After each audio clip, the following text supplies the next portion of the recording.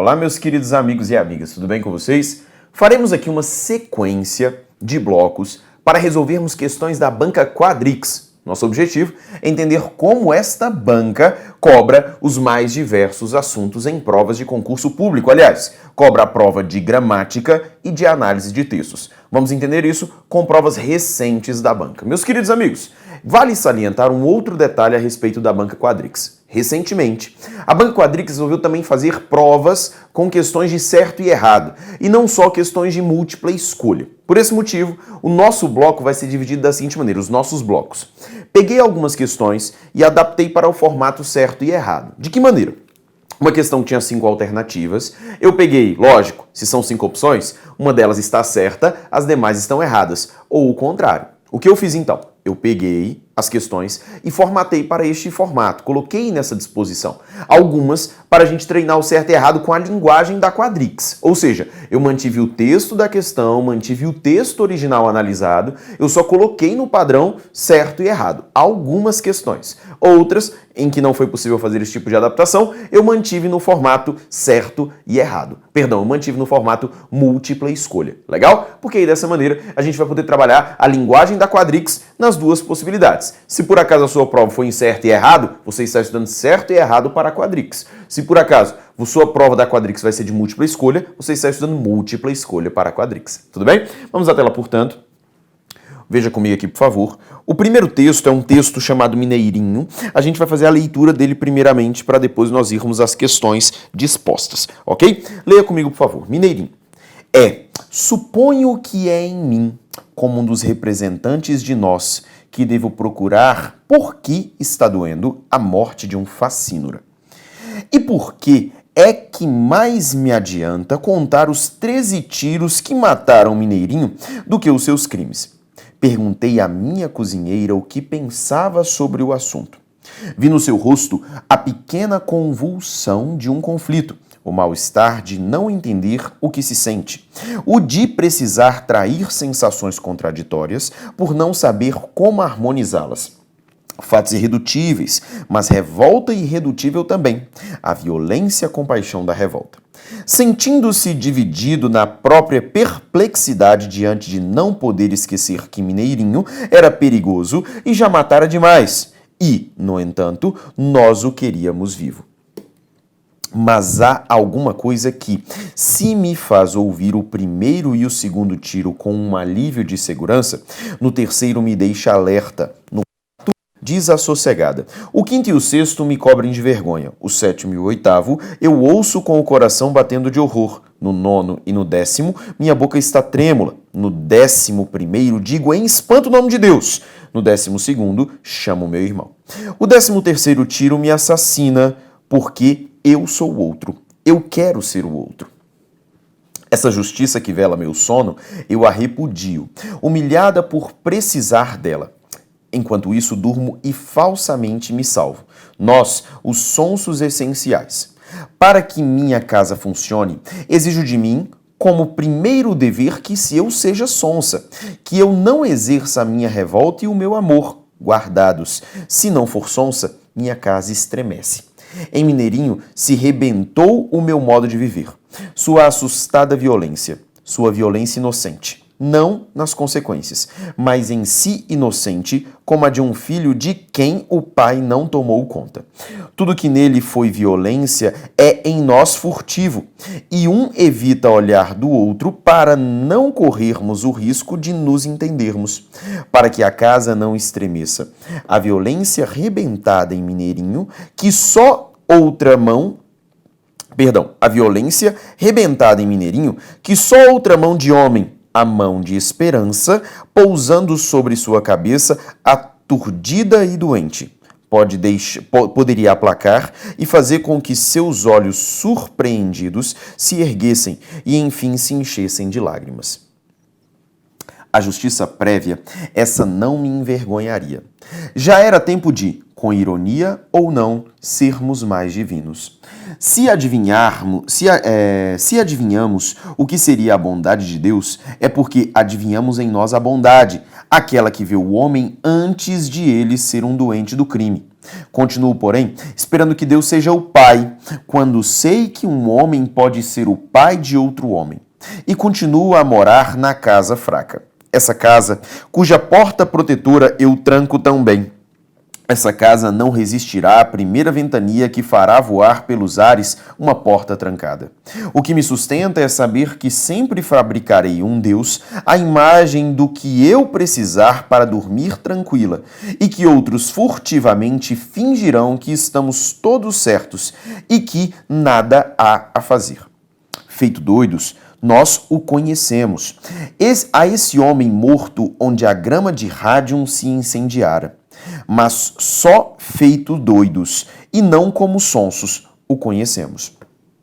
Até que viesse uma justiça um pouco mais doida, uma que levasse em conta que todos temos que falar por um homem que se desesperou, porque neste a fala humana já falhou. Ele já é tão mudo que só o bruto grito desarticulado serve de sinalização. Uma justiça prévia que se lembrasse de que nossa grande luta é a do medo e que um homem que mata muito é porque teve muito medo.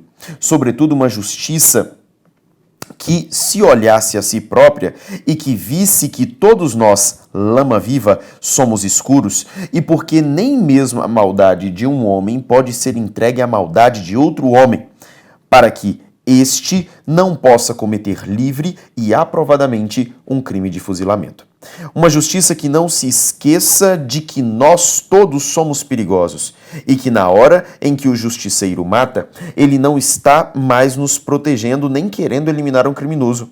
Ele está cometendo seu crime particular, um longamente guardado. Esse texto retirado de uma obra de Clarice Lispector e que faz essa reflexão acerca da justiça, que coloca em foco um indivíduo chamado Mineirinho que cometeu um crime, que cometeu diversos crimes e que foi morto. E a autora do texto, Clarice Lispector, no caso, se coloca nas duas posições. A posição daquelas pessoas que, por um lado, comemoram a morte de Mineirinho, que por um lado se sentem aliviados com a morte de Mineirinho, mas ela se coloca em outro lado também. O lado daquelas pessoas que se ressentem com a morte de Mineirinho. Aquelas pessoas que ficam pensando, poxa, mas é um ser humano, ele não poderia ter morrido de maneira tão brutal. E aí ela começa a se jogar nos dois lados. E aliás, ela coloca no texto que um dos lados a incomoda mais. Ela divide o texto no lado dos sonsos e o lado dos doidos. E ela coloca essa divisão, quando é sonso, quando é doido, e em qual lado ela consegue se posicionar melhor. Diante disso, vamos analisar as questões. Relembrando, meus queridos amigos, é muito importante que você, ao analisar essas questões, tenha o seguinte cuidado. Primeiramente, pegue aí no material os slides e tente primeiramente resolver as questões. Só depois você deve acompanhar a correção, tudo bem? Primeiramente, analise as questões. Depois, acompanhe a correção. Venha comigo na tela, então, portanto, vamos ver aqui na frente o que diz a questão. Após a leitura do texto, considerando-o como um todo e levando em conta os sentidos pretendidos por sua autora ou as implicações decorrentes dele, julgue as afirmativas a seguir. Uma questão dessas, como eu disse a vocês, que foi adaptada para o formato certo e errado, legal? Vamos lá, questão. Logo no início do texto, o uso do vocábulo facínora indica que sua autora está, a princípio, marcando uma longa distância moral. Olha só, para que serve o facínora então? Que ela logo no texto está marcando uma distância moral. Que distância moral? Entre sua própria conduta, ou seja, a conduta da autora do texto, e a conduta do sujeito de que escreve. No entanto, ao longo do texto, essa distância, ou seja, essa distância entre a conduta do facínora e a conduta da autora, vai sendo desconstruído, e uma pista disso está na frase porque eu sou o outro. Vejamos lá, portanto, que ela coloca logo no começo do texto. Olha lá, ele fala do vocábulo facínora. Veja comigo. Supondo que é em mim, como um dos representantes do nós, que devo procurar por que está doendo a morte de um facínora. Olha só, veja só, esse começo já coloca dessa maneira e já deixa claro para você. Por que está me doendo a morte de um facínora? Logo, veja que ela não está de início se ressentindo pela morte de um facínora. Ela não está ali, o questionamento dela principal é o seguinte: morreu um facínora. Eu, que sou representante de nós, ou seja, eu que faço parte dessa sociedade que gostaria de ver um facínora acabado.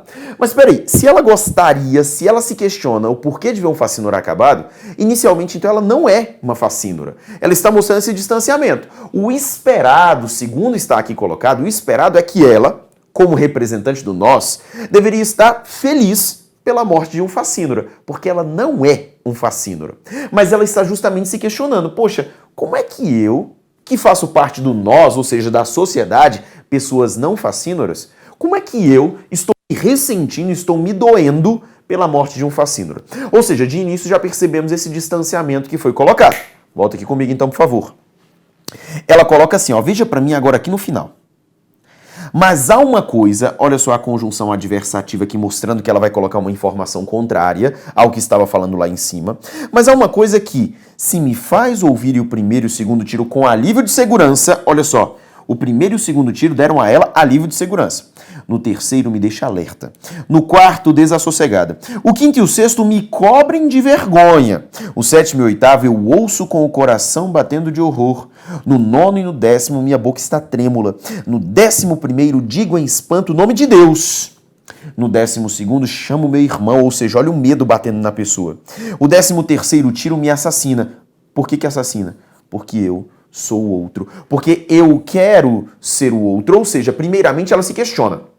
A morte de um facínora, por que não está me doendo? Eu, que sou um representante do nós, ou seja, eu que sou um representante dessa sociedade de não facínoras e que quer ver essas pessoas fora da sociedade, ela se ressentiu mesmo sem saber por quê. E depois ela vem esse questionamento. Ela coloca aqui, mas há uma coisa aqui, algo dentro dela que faz com que isso ocorra, ou seja, algo que seria a resposta do porquê que está doendo. Por que está doendo? Ora, porque o primeiro e o segundo tiro, beleza, me deixou uma sensação de segurança, um facínora a menos, mas a sequência de tiros foi dando a ela, perceba que a ordem dos tiros vai mostrando a gradação de sentimentos, coisa clássica nos textos de Clarice Lispector. O sentimento vai mudando à medida que os tiros vão sendo dados. E no último tiro ela coloca o seguinte, porque eu sou o outro, ou seja, porque eu sou aquele que está morrendo. Eu quero ser o outro, eu quero ser aquele que está morrendo, para entender o porquê que ele está morrendo e mais que isso, para entender por que ele foi se tornar um facínora. Ou seja, inicialmente no texto eu percebo esse distanciamento, mas no decorrer do texto ela se aproxima, ela quer ser o outro. Portanto, vejamos comigo aqui, essa primeira questão então, questão certíssima. Legal? Próxima questão. Toda a composição está ordenada, ótimo, de modo a construir um paralelo de opostos. Opa!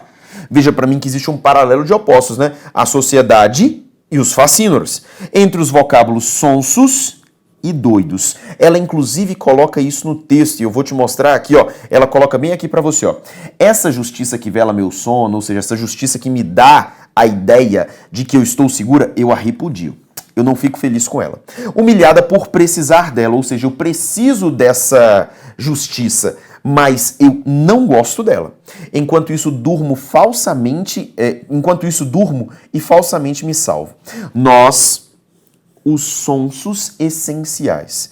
Para que minha casa funcione, exijo de mim como primeiro dever que eu seja sonso, ou seja, eu faço parte dos sonsos, que não exerça a minha revolta e o meu amor, ou seja, ela percebeu que nela havia um sentimento de compaixão por aquele facínora, mas ela não pode exercer essa paixão, porque isso seria se manifestar como uma pessoa estranha. Se eu não for sonsa, minha casa estremece. Olha só aqui é o que ela coloca. Em Mineirinho se rebentou meu modo de viver. Ou seja, a morte de Mineirinho mexeu com esse aspecto aqui, ó. Ser sonsa, não é verdade? Aí ela coloca assim, ó. Sua assustada violência, sua violência inocente, não as consequências, mas em si inocente como a de um filho de quem o pai não tomou conta. Ou seja, veja só aqui, ó. Inocente, um filho de um pai que não tomou conta, ou seja, o que fez esse cara se tornar um facínora. Tudo que nele foi violência e em nós é furtivo. E evita olhar para o outro para não corrermos o risco de não nos entendermos, ou seja, a gente evita estar do outro lado justamente para não os entender e para fazer isso aqui, ó, para ter o sono velado de maneira necessária e não da maneira como a gente quer, para que a minha casa não estremeça. A violência rebentada em Mineirinho, que só outra mão de homem, a mão da esperança, pousando sobre a sua cabeça aturdida e doente, poderia aplacar e fazer com que seus olhos surpreendidos se erguessem e, enfim, se enchessem de lágrimas. Olha só, a justiça prévia, essa não me envergonharia. Veja que existe uma que a envergonha, a justiça dos sonsos. Mas existe uma justiça prévia. Perceba que aqui ela fez uma mensuração daquela ideia, poxa, Mineirinho não é só aquele que matou, mas aquele que lá atrás foi abandonado por um pai. E ele tem uma história. E essa história traz a noção de justiça prévia, não a justiça praticada no ato da morte de Mineirinho, uma justiça praticada antes. Veja só, essa não me envergonharia. Já era tempo de, com ironia ou não, sermos mais divinos. O que seria ser mais divino? Aplicar a justiça prévia, beleza? Se adivinhamos o que seria a bondade de Deus, é porque adivinhamos em nós a bondade. Aquela que vê o homem antes de ele ser um doente do crime, ou seja, ela queria ver o homem, o Mineirinho, antes de ele ser um doente do crime. Tudo bem? Continuo, porém, esperando que Deus seja o pai, quando que o homem possa ser o pai de outro homem. Continuar a morar na casa fraca. Essa casa, cuja porta protetora eu tranco tão bem. Essa casa não resistirá à primeira ventania que fará voar pelos ares uma porta trancada. O que me sustenta é saber que sempre fabricarei um Deus à imagem do que eu precisar para dormir tranquila, e que outros furtivamente fingirão que estamos todos certos e que não há nada a fazer. Olha só, feito doidos, nós o conhecemos.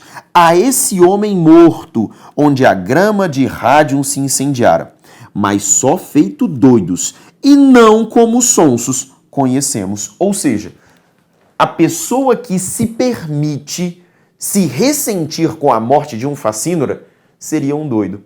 A pessoa que está preocupada em aplicar a justiça prévia seria um doido. A pessoa que está preocupada em entender como foi a vida de um indivíduo que mais tarde se tornou uma pessoa do crime, um doente do crime, essa pessoa é um doido. E sonso é justamente esse, que não está nem aí para a história prévia do cara, só quer a eliminação de um indivíduo que pratica o mal. Olha que belíssima reflexão de Clarice Lispector. E veja que ela divide a sociedade assim, doidos e sonsos. Os sonsos, esses que dormem tranquilos, sem se preocupar com a vida prévia das pessoas, os não divinos. E o doido é aquele que pratica essa divindade, que tenta saber o que aconteceu antes de realmente julgar e condenar aquele que morreu. Caramba, que texto, cara, que texto. Olha só o que ele fala no 2. Toda a composição está ordenada de modo a construir um paralelo de opostos entre o vocábulo sonsos e doidos. Ótimo. Nessa perspectiva, sonsos são os que se sentem seguros, olha só, com o massacre de um facínora, com um mineirinho, enquanto os doidos são capazes de entender que um criminoso é igualmente uma vítima que poderia não existir caso tivesse sido amparada. Lembra que ele falou até do amparo de uma família que não existe? E tem certíssimo, certíssimo. Próxima questão, questão 3. Fala o seguinte. A dita justiça prévia, como concebe Clarice Lispector, justiça prévia é a dos doidos, tudo bem? Seria a justiça que, antes de julgar e assassinar um criminoso, entende a mais verdadeira condição dele. Procurando, olha só, antes de julgar, entende a mais verdadeira condição dele. Procurando evitar que o homem esquecido e desesperado de hoje torne-se o assassino violento e odiado de amanhã. É justamente isso que ela fala. Justiça prévia seria a percepção de quem era o indivíduo antes de ser um doente do crime, entender a história dele, porque se eu for entender a história dele, principalmente se eu entender a história dele no momento em que a história dele é sofrida, a sociedade poderia operar em prol deste indivíduo e dessa forma eu evitaria o surgimento de um assassino violento e odiado de amanhã, que eu terei de combater inevitavelmente em prol dos sonsos. Olha que massa! Item certíssimo. Tudo bem? Item certíssimo. Vamos na sequência. Próximas questões, mesma coisa, vamos lá. Releia o primeiro parágrafo do texto e analise especialmente a frase que ali está em destaque, para então julgar as seguintes alternativas que contenham comentários morfossintáticos corretos em relação à frase. Isso aqui era uma questão de múltipla escolha, eu adaptei para o formato certo e errado. No primeiro parágrafo, o trecho que está destacado, segundo a prova da Quadrix, esse aqui, eu perguntei à minha cozinheira o que pensava sobre o assunto. Tudo bem? Vamos lá na frente, então, e ver o que ela coloca de comentário. Olha só. Questão 4, eu coloquei na ordem das numerações lá. Na frase, podemos afirmar com absoluta certeza que o verbo perguntar, no contexto em que aparece, é complementado apenas por objetos diretos. Vejamos aqui o texto. No texto, está colocado o seguinte: perguntei à minha cozinheira o que pensava sobre o assunto. Quem foi que perguntou? Eu. Sujeito elíptico. Quem pergunta, pergunta algo. Perguntou o quê? O que pensava sobre o assunto. Esse aqui é o objeto direto. Mas quem pergunta, pergunta algo a alguém. E perguntou a quem, segundo o texto? A minha cozinheira. A minha cozinheira, pessoal, é o objeto indireto. Mostrando, portanto, que nesse meu texto, quem pergunta, pergunta algo. Perguntou o quê? O que pensava sobre o assunto e perguntou a alguém, a minha cozinheira. Professor, mas não era necessário, portanto, haver aqui um sinal indicativo de crase? Não, porque lembre-se o seguinte, olha minha pronome possessivo, mostrando para você que o artigo é facultativo. Este a que está aqui, queridos, eu vou destacar para você, ele é só preposição. Só preposição. Tudo bem? Porque aqui neste caso, o emprego de um artigo é facultativo em função de minha ser um pronome possessivo. Dessa forma, portanto, eu vi que há dois objetos, só que um é direto, o outro é indireto. Então, portanto, é só objeto direto? É errado. Beleza? Próxima questão, questão de número 5, fala o seguinte: na frase, a palavra que classifica-se morfologicamente como conjunção integrante e, portanto, não tem função sintática. Questão polêmica e problemática. Pelo seguinte, ele fala conjunção integrante. Quando fala em conjunção integrante, automaticamente nós nos lembramos das orações subordinadas e substantivas. E oração subordinada substantiva é aquela que eu troco por isso, não é verdade? Vem cá comigo, por favor. O que está bem aqui, ó. Vai ter muita gente que vai fazer assim, ó. Perguntei à minha cozinheira isso. E na hora que você colocar perguntei à minha cozinheira isso, você vai achar, poxa, professor, tá certinho. Então é uma conjunção integrante. Só que se eu fosse colocar o isso, olha pra cá, eu deveria colocar o isso aqui, ó. Daqui pra frente. Eu não posso ignorar de maneira alguma a presença aqui no texto deste o. Tudo bem? Eu não posso ignorar a presença deste o de jeito nenhum. E aí, olha como é que ficaria o texto. Perguntei à minha cozinheira o isso. Veja que não é cabível. Tudo bem? Na gramática da língua portuguesa, o que nós temos é o seguinte. Este o que aqui está, primeiro passo, tente trocar por aquilo. Olha como ficaria o texto. Perguntei à minha cozinheira aquilo que pensava sobre o assunto. Veja que é adequado. Portanto, eu sei que esse o que aqui está, ele é gramaticalmente um pronome demonstrativo. Tudo bem? E agora me faça uma gentileza. No lugar deste que, coloque o qual. Ficaria assim, ó. Perguntei à minha cozinheira aquilo o qual pensava sobre o assunto. Meus amigos, quando eu tenho essa construção aqui, ó, eu tenho dois pronomes. Um pronome demonstrativo e um pronome relativo. Guarda para mim isso para suas provas. Quando você vê esse o que aqui, ó, ele tem grande chance de ser isso aqui, ó, aquilo o qual. Um pronome demonstrativo com um pronome relativo. Então esse aqui é pronome relativo e não conjunção integrante conforme sugere o item. Tudo bem? Portanto, vejamos lá na frente o que ele diz na questão. Ele coloca para você isso aqui, ó. Na frase, a palavra que classifica-se morfologicamente como conjunção integrante, portanto, não tem função sintática. Errado. Primeiro que classifica-se morfologicamente como pronome relativo. Se é pronome relativo, não tem a ver com oração subordinada substantiva, mas tem a ver com oração subordinada adjetiva. E mais que isso, o pronome relativo, ele tem função sintática sim, tá bom? A conjunção não tem, mas o pronome relativo tem. Questão de número 6. Na frase, os dois verbos que aparecem estão conjugados no mesmo modo, indicativo, e no mesmo tempo, pretérito perfeito. Ele fala que os dois verbos estão no mesmo modo, indicativo, e os dois verbos estão no mesmo tempo, que é o pretérito perfeito. Vejamos aqui comigo, por favor, como ele coloca. Perguntei à minha cozinheira o que pensava sobre o assunto. Meus amigos, primeiro passo. O primeiro verbo que está aqui em jogo, eu vou fazer para você agora em verde, é o verbo perguntei. Ótimo. Perguntei sim, é um verbo que está no pretérito perfeito. perfeito e é pretérito perfeito do indicativo. Tudo bem? Eu perguntei, tu perguntastes, ele perguntou. Tudo bem? Eu perguntei. Ótimo. Pretérito perfeito do indicativo. Se fosse o pretérito imperfeito, seria eu perguntava. Legal? Agora veja pra mim aqui que o pensar tá terminando assim, ó.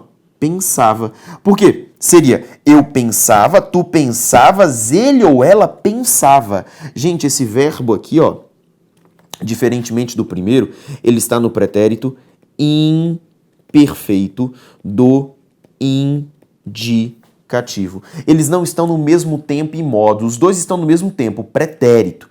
Só que um pretérito é perfeito, o outro pretérito é imperfeito. Portanto, vejamos aqui na frente, questão de número 6, errado, pois o verbo pensava está no pretérito imperfeito. Questão de número 7. Na frase, embora haja dois verbos, existe apenas uma oração. Já parou. Cada um daqueles verbos indicam duas orações. Duas orações. Beleza? Já que um deles é uma forma nominal denominada infinitivo, nem tem infinitivo lá. Perguntei e pensava são todos verbos conjugados. Então, já isso aí já nos adianta um erro. Agora, o que eu tenho aqui, ó?